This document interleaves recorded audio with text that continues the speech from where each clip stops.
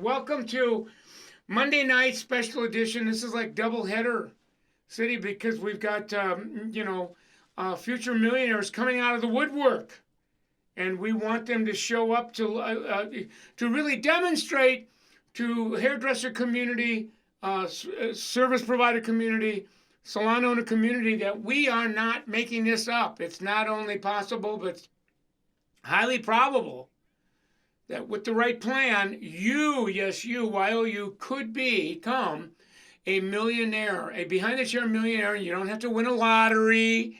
You don't have to wait for an inheritance. You don't have to wait, win a lawsuit. It's like, no, this is the real deal. There's no smoke and mirror here. My guest tonight, as we're in search of another behind the chair millionaire best practices, of those stylists that are quietly, discreetly, humbly making progress towards a seven-figure net worth. Keli Perez-Polston she's in my house. I'm going to call her the 4-gem $1 million Jedi because she is giving herself a raise, paying herself first, paying down her debt, and spending less than she makes. I mean, really, really, really, when you see the progress that she's making, it's right up there with unbelievable. Pure Posh Salon in San Antonio, Texas, and Dana Robinson's in the house with Letty Latham. That they are the founders of that, and I know that they do some really cool stuff too, Dana, at the Salon Professional Academy in San Antonio. So it's nice to have them on tonight to cheer on Keli. Look at why I brought her in. Actually, Dana blew in my ear about Keli, and I looked level 3, and 25 years old. You guys, come on, stop it. 30 hours a week behind the chair. She's been on this plan for 5 years, so she gets on it at 20 years old. She's now 25. From 2016 down to 2021, she's trending 70,000 this year on a W2, but you can see that her progress over the years. But no, wait, there's more. As she is growing her income, right, giving herself a raise, every year she's knocking down her personal debt. So in 2016, she paid off $10,000 in debt, paid off another $7,017, paid off another $15,000 in both 2018, 2019, another $15,000 in 2020. I did the arithmetic. That's 45, 55. It's like $62,000 in personal debt in a 5-year window. So she was not just growing her income, but she was spending less than she could make so that she had extra money to begin paying off her debt. I mean, that's right up there with unbelievable. But no, wait, there's more. Saved 10 grand in 2016, then saves 30,000. Come on, stop it. In 2017, another 30 in 2018, another 30 in 2019, another 35 in 2020. Married and continues to kind of consolidate her income with her hubby. They're partnered here. I mean, you add the numbers up here: 30, 60, 90, 100, $135,000 in savings and investment in a 5-year window. Inside of that same window, she pays down over $60,000 in debt. That, my friends, is a poster child, perfect example case study in what you can do. And as we did the calculus before we came on tonight, I wanted to show you this. Based on what she has in her savings account now and what she's putting in 9 years at the age of 34 years old, she is going to be, you can see it, 939,000 is where she's going with it. And if you really wanted to get technical, it would be in 10 years she would be well over. So even at 35 years old, there it is. The proof's in the pudding. 1,072,000. This is not possible. This is probable. and I have her on tonight because I wanted her to be on so that you could see that this is not a smoke and mirrors dog and pony show. Let's pull some rabbits out of our hat. This is legitimate. And the $1 million that she's going to have by 35 years old is cash. It's not tied up in real estate or long-term this or long-term that. If she needs it, it's there. If she decides that she wants to live off of some of the golden eggs, she can do that. So she's going to have options available to her at 35 that 9 out of 10 hairdressers don't have available to them in their 60s and 70s. So come on, I mean, before I bring her out, you're going to give it up for her even before I bring her out. So this is going to be historical tonight, you guys. So she's in my guest room now. I'm going to go and get her. I'm going to get her talking about her story, and so that you can see how real this is for you as well. So let's cross our fingers that the Wi-Fi gods are being nice to us tonight. I'm going to hit my back to meeting. There Keli is. I'm going to unmute her, and you're going to make her feel welcome, you guys. You were in the green room watching me and listening to me talk about your journey, right? How'd that feel?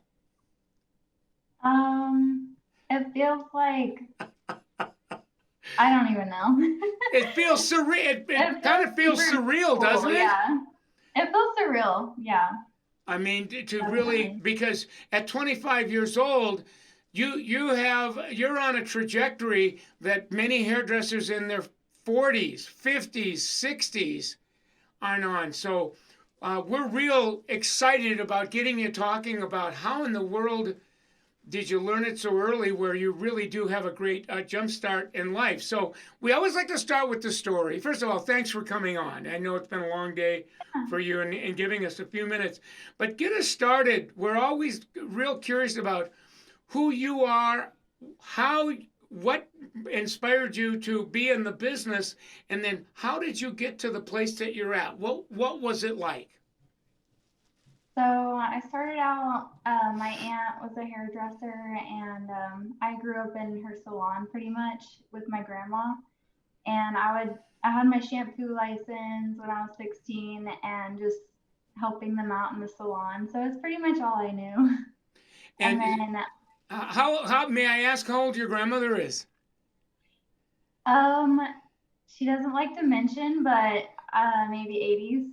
Oh wow! So I'm 60 something, and you're almost young enough to be my granddaughter. So I figured 60 something, 70 something. So sounds like she's had a great life, and that she taught you well. Yes. All right. So you really grew up in the salon world as a child. Is that what I'm assuming inspired you to kind of pursue that as you got into 20 something? Yeah, yeah, when I graduated high school, I was touring salons or like schools, and then I moved to San Antonio and I saw T-Spot, and I just decided this is an awesome place and I want to go to school here. So where were you living before San Antonio? Where did you move from? Moved from Austin. Oh, in Austin, what is it? 90 minutes, couple hours away from San Antonio? Yeah, about that. So you moved to San Antonio and you go through the Salon Professional Academy there, and then right after you graduate from T-Spot, did you start at Pure Posh? I worked at a few different salons before I went to Pure Posh, but I started there in 2017. 2017. Did Hmm. you see a difference working there versus wherever it is you went to work before you went to Pure Posh? Definitely. Yeah. The teamwork, and just the inspiration of all the, higher level stylists Oh, and the yeah. support from the owners. And people think that they kind of take that for granted, but the culture piece, the philosophy, the energy, the spirit, the encouragement, I'm telling you that can make the difference of going to work every day on a job versus kind of a career. So I know the Pure Posh brand. It's just a great culture. So here, where did you learn about, you're growing your income, but the part where you're so in your front end of your 20s, you're intentionally using your income to pay down your debt while simultaneously saving a lot of money. Like, where'd you get that inspiration?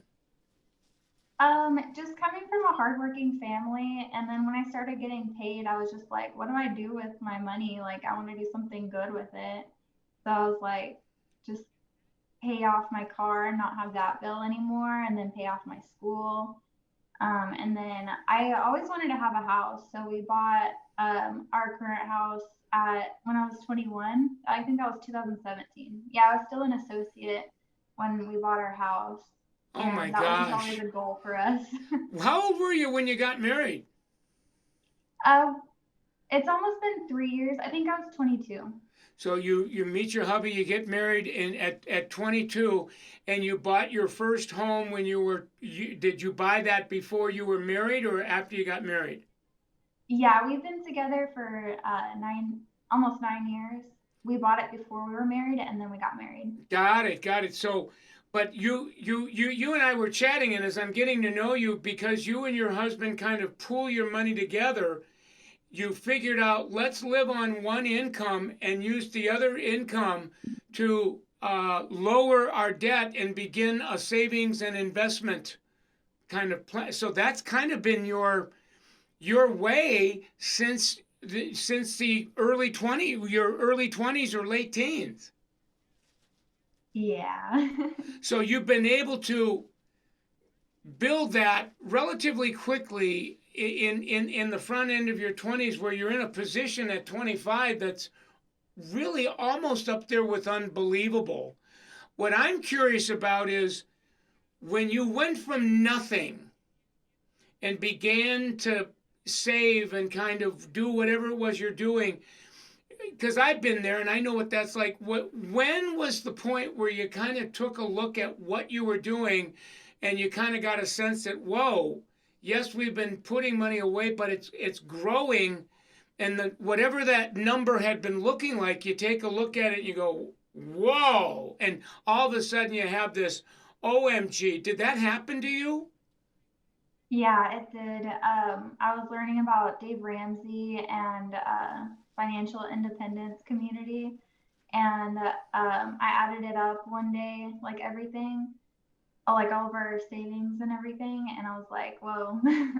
And Yeah, then ever since then, I just track it like either every month, but now it's like every quarter or something. right. And now it's starting to if what's happening to me and other people happen to you, you see it snowballing. So Snowballing, yeah. you see it like exponentially getting bigger, and that's a that's a big deal. All of a sudden, it starts looking like a snowball. Yeah, So, for Kelly, sure. what I'm really curious about is you said you grew up in a hardworking family. It sounds like you and your husband are off to a very good start at an early age.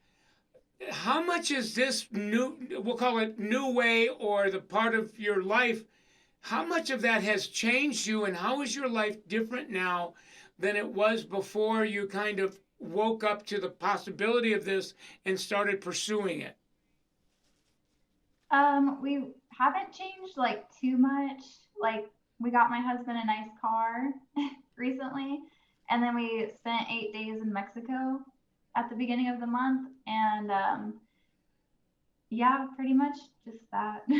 But Right. other So than that, so it sounds like you're just kind of quietly taking it into stride, and there's a couple of luxuries that you're enjoying, whether it's, purchasing a new car or taking a 10-day vacation that basically might be kind of an unprecedented thing. So you're seeing the quality of your life and your standard of living grow. And that makes us feel good because it gives us a sense that we're evolving. yeah. So what I'm curious about is you're in a place in your mid 20s that a lot of people aren't at later on in their life. I've said that already, but as far as your own family of origin, relatives, peers, and I'm guessing now you're on a different road than, let's say, the typical person. I mean, even your peers at Pure Posh, you're probably on a path or a road that is beyond, let's just call it the average, right? And as your family and peers get a sense of this, how are they receiving that? Are they surprised by it? Are they happy for you? Sometimes it kind of freaks people out. What's been your experience? I've had a lot of support from my in-laws, the salon, my family too. Yeah, everybody's been pretty supportive. Oh, great. So really, as a rule, people have been supported and kind of motivate, encourage you to, continue on the path. Yeah, we've gotten my in-laws on the path too. Say that one again. You got your in-laws Oh, what? On the path as they're on the well? path, yeah.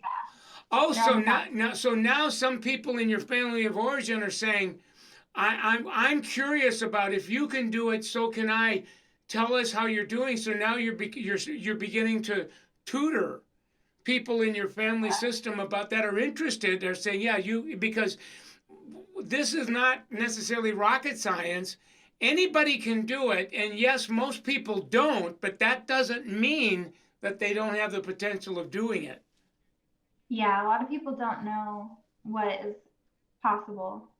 How old were you when you kind of stumbled on Dave Ramsey, and really, because it sounds like he was an influence on you and your husband getting on this path? Probably about 2 or 3 years ago. And where did you have your first exposure to him? Was it a YouTube? Were you watching TV? Was it like, how did you find Yeah, his YouTube. work? YouTube. So somebody had to blow in your ear about Dave Ramsey, and he does these YouTubes, and you Googled, you went into the YouTube search bar and began watching some of his talks and stuff. And what was your experience as he was kind of teaching you? Were you surprised by this? Were you curious? Like what was going on in you as you were learning it? I just really wanted to learn how to budget and pay down debt and reduce our like spending and monthly bills and everything. Right. Yeah, And he breaks it. He's got his system now, and he's able to kind of break it down into kind of step by steps. And it sounds like you've been a follower of his path. yeah. The other thing I was going to ask you about is when you and I were kind of preparing for this conversation, on my mobile, I have a compound interest calc, and I was just like dialing some numbers in, and then I think I texted you some screen grabs of the calculator, and I showed you where you could get on and play with the calculator. I'm curious to know, was that surprising to you that you're 8-9 years away from being a millionaire? Yeah, I want that to be shorter. Say again? I want that to be shorter. But Yes. yeah, it's very surprising. I know, you kind of look at it and you go, what? Yeah. And I think, I don't know about you, but it almost like motivates us more to go, okay, now that I'm really beginning to, it's almost like I've got this new car and I've learned the dashboard and I've learned how to drive it without driving. Let's take this baby out for a drive and let's see, how far, how fast, where we can go with it, because you've kind of, it puts you in another area of consciousness. All of a sudden, you're seeing way more possibility than you ever seen before. Have you found that to be your experience as well? Yeah, definitely. So, what I'm curious about, Keli, is people that are watching tonight, and then there's going to be people that'll be watching this recording. It's going to live on Facebook and Instagram and YouTube. And frankly, they're looking at you, they're listening to you, they're identifying and with you, relating, except, and it's a big exception, you're in a place, a great place, where they're not yet. and they're at a place that perhaps you were before you began to learn how to do this, and they're asking themselves the question. They're at the holy jumping off place saying, I wonder if I could do this too. Should I take the leap of faith and like I call it, make the big pivot or not? What might you say to them that would encourage them to do this? Because this is in my humble opinion one of the single biggest, most important decisions a hairdresser could make. Yeah, I would say that you might as well practice like starting out to do it, because time is going to pass anyways. And you'd rather have money when you're older to take care of yourself and your family. And then one day you might not have to work. And I don't know, that's what drove me to do it. I see. So at a relatively young age where working becomes an option, Mhm. right? That if I choose to either work less or not work at all, that doesn't mean that I'm going to be dropped into a substandard way of living, that my standard of life and my lifestyle is going to be the same, except I can begin living on not only what I've saved, but what's growing, that my money now is beginning to return the favor of working as hard for me as I've been for it, and that you'll have that option in the earlier part of your 30s. Yeah. Well, where do you go from here? Like what do you see for yourself and your husband in the next year or so? Do you have any other aspirations, or is it pretty much stay on the path that you're on? We definitely want to grow on the path that we're on. We're looking for our next house, and we're going to rent out our current house, and building investment portfolio and possibly like Airbnb investments. There's a lot that we aspire to do. Yeah. And also I want to level up this year, so I'm trying for that. Oh, level up to like a level 4 and beyond, Yeah. right? So that's for your career behind the chair. And it sounds like you and your husband now are saying, okay, we're investing money into we'll call it kind of a traditional long-term savings and investment, but it sounds like you're going to do something that's a little bit more entrepreneurial. We might invest in Yes. property and get into the business of B&B. Or Yeah. so you're now exploring those options, and you're doing that at 25 years old, which is pretty remarkable. Yeah. We're excited. Well, I'd like you to, first of all, two things. Promise me you'll come back for an encore, at the, once a year, to just come back and check in, because I think you're just building as much momentum as you've built. You're going to continue to build momentum, so it's going to be very inspiring to watch this snowball get bigger and bigger and bigger and go down faster and faster. So promise me you'll come back for an encore. Yeah, I'd love to come back for an encore. And I'm doing now, for L'Oreal and Redken, the Behind the Chair Millionaire seminar or Zoominar is really catching on. I'm doing more and more of those. And I don't like to just show up by myself, because people think that all he's doing is promoting great ideas, but how do we know it's going to work? And when somebody like you comes as kind of like a surprise guest, they're going, whoa, who's this? And he's not making this up. This is somebody that's changing their life. And because I'm relating to her, if it can change her life, maybe I should be open to having it change mine as well. Would you come back for a surprise visit on one of my Zoominars if it's convenient for you? Yeah, I'd love to. All right. Well, listen, thank you. And by the way, I love the glasses. I love the look. You look totally different than the picture that I have of you. So you continue to evolve. And I think you got a couple of buddies tonight. Whitney Nicholson, who's she?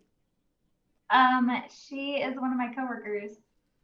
Oh, She's okay. awesome. Well, she's sending you a lot of love, and Dana's on, and so you got quite a fan club. That's Letty's on, and Dana's on, and Whitney's on. So you got your entire community of sending you lots of love and thumbs up. So thank you very much for coming on.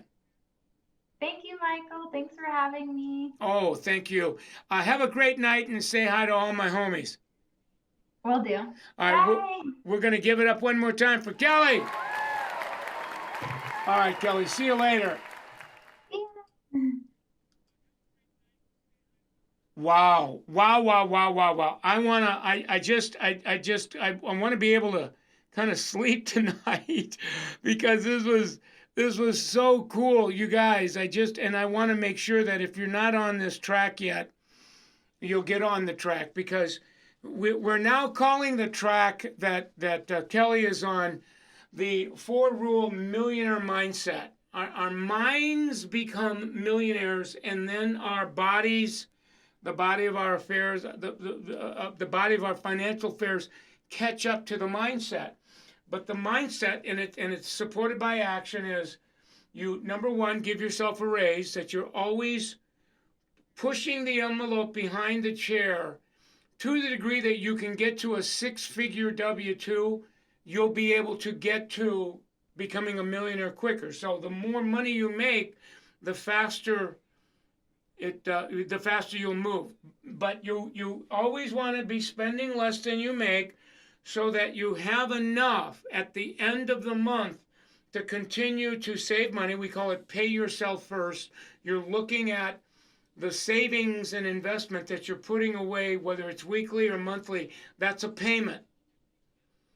You have a car payment, you have a house payment, got all these payments in your life.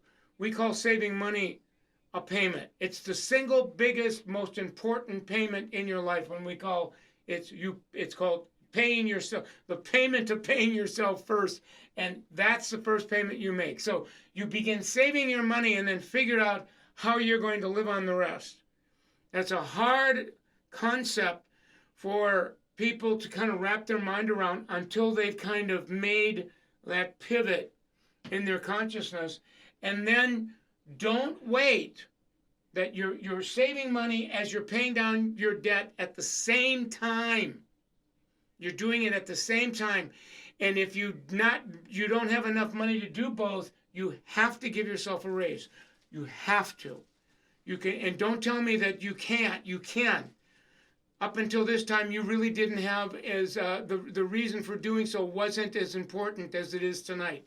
So you should be going back to your coach with a new attitude, a new mindset. I'm going to be a millionaire. I'm going to do whatever it's going to take to raise my income because I want to get to that place in my first decade of working behind the chair. I don't want it to take more than 2 decades. Why?